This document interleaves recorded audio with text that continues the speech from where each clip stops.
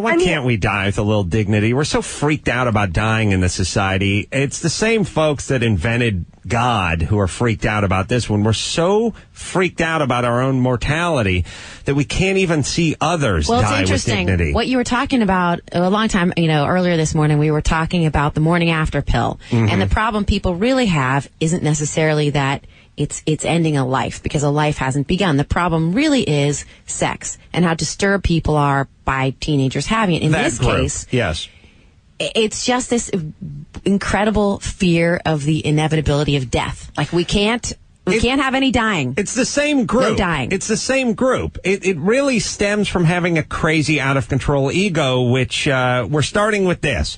Your life will cease one day. You will be discontinued, and you will not move forward. That is a concept that a massive ego cannot digest or understand. In a very basic sort of reptilian way, the idea of nothingness is a food that my terrifying. Ego can't digest. Right, I can't even process it. It's terrifying, yes, but I can't even make sense of it. The idea of nothing? All right, so what am I going to do? I'll create a God. And that God, shockingly, and every single one of you idiots with your made-up gods out there, and I'm talking about all your effed up, stupid religions that are affecting my life in a negative way, all of you, well, what's the first tenet? Well, you'll die and you do a nice job, and don't worry, you're going to hang out and the streets are paved with gold, or you'll be nailing virgins, or whatever your retarded culture has as a payday. Yeah, you'll whatever see all your dead relatives and loved ones and your dead dog. Yeah, in Mexico, you're going to be buried in flan. In the Middle East, it'll be baklava.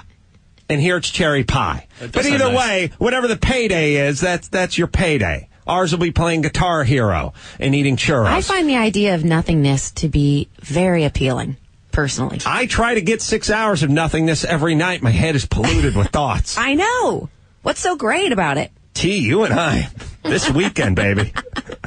Couple bottles of wine. I'll meet you in the garage. Bottle of Xanax. You bring the garden hose. Nighty-night. I'll bring the Buick. Let's go. What's so great about all these thoughts? Listen, if you have a terminal illness and you're suffering, I understand that some people want to fight, and those people are heroic. And some people have just had it. They're in pain. They have no quality of life. Why shouldn't it be their choice to check out in a dignified way? Of course. And the same group, which are the super righty religious nut jobs who are so freaked out and they're so insecure about their mortality, fight this one tooth and nail with the same insecure made-up God that they know in the deep, deep, deep corners and recesses of their minds that they question. Is it like if this person's life isn't valuable because they're going to kill themselves because they have a terminal illness, then maybe my life isn't valuable? There's the sort of proximity association thing, and we don't like it. We don't like to see people doing things that remind us of our own sexuality or mortality or whatever it is, and we want to put an end to it. Let's just go ahead and stop sex and death. That shouldn't be a problem. Right. Meanwhile, let these people die with dignity. And you want to talk about pro-choice, for Christ's sake. Here's a choice. We're talking about what a woman does with her own body. You want to talk about the ultimate choice about what you do with your body? You're riddled with cancer. You'd like to go with dignity. You're going to choke on your own goddamn saliva. Let's go out on our own terms. And by the way, let's say goodbye to everybody.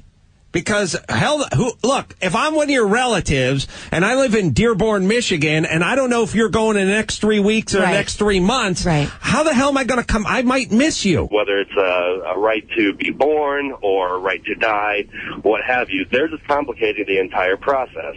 Listen, I agree. And the, $8 million, Detroit spent like $8 million trying to, or the state of Michigan spent like $8 million prosecuting Kevorkian. By the way, like they don't have bigger fish to fry over there. Like they got $8 million lying around that dump known as Michigan for some old guys, a doctor is trying to let people go with some dignity. And look, whether it's your decision and you actually have a doctor's note or it's just your decision, right to life, right to death. And it's so crazy that the right to lifers don't want the right to death. I mean, ultimately, the idea is it's your decision. To me, it's the most sacred decision you have as a human being. Really, if you think about it, you can talk about your right to vote or your right to drive or your right to what goes on in your womb stays in your womb, and whatever you want to talk about. The right to go when you realize you've had enough. The right to tap out. Very important. And again, who gets the energy for this crap?